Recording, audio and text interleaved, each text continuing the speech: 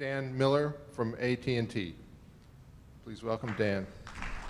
Thanks, Greg, and thanks again for letting me kind of pontificate on our views and opinions. Greg asked us to talk a little bit about our background, so I have not always been in technology, in communications. I actually started my career working for Schlumberger in the Gulf of Mexico, running explosives down oil wells.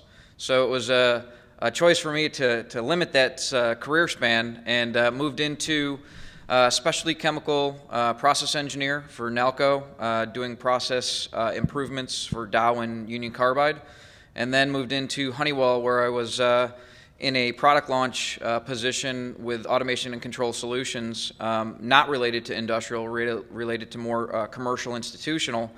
But my background before 2003 was more on design build solutions and consulting solutions into the manufacturing space. And in 2003 was recruited by an affiliate of Nextel to actually come in and start translating what these companies were doing to try to help them figure out how their products and services could more appropriately meet the demands of the industries as they marched into more technologically savvy organizations. In 2007, AT&T saw a big gap in the way that they were approaching the marketplace, and they started building an organization that would do similar to what Nextel was doing at the time.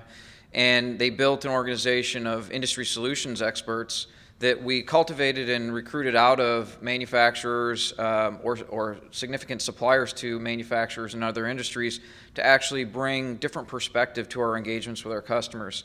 So when you look at a lot of different communications companies, it's a sell-to model. Ours is actually much deeper. We want to understand the business model. We understand the pain and the desire of where you want to get to in the business, and then using the industry experience that we have, actually translate that with our product and solutions organizations to how do we approach the marketplace to make sure that the things that we bring to market are relevant to the business, and it's not just putting our arms around everything and trying to say, take your pick, we've got it all, right? You can do that if you want to. It's very expensive and it's very inefficient. So our methodology is very much having a very laser focus on each customer engagement to make sure that we have the right solutions that will enable. We're not a software provider from the sense that we don't code software, at least not yet. There may be some announcements in the future around some things that we've built, but we license a lot of software. Bell Labs, as you saw, puts out 2 patents a day on average. A lot of that is custom code and custom controls for communication protocols. If you ever called up a customer service line and got an IVR and talked into it to have it routed to the right people or feedback the right information, that's probably working on our Watson speech recognition engine, which was developed back in the 70s in Bell Labs. So we've been part of the manufacturing environment for a long time from a very foundational standpoint. Our path forward is really to get far above the commoditized network and voice and mobile just from a minutes of use or a bits and bytes of consumption.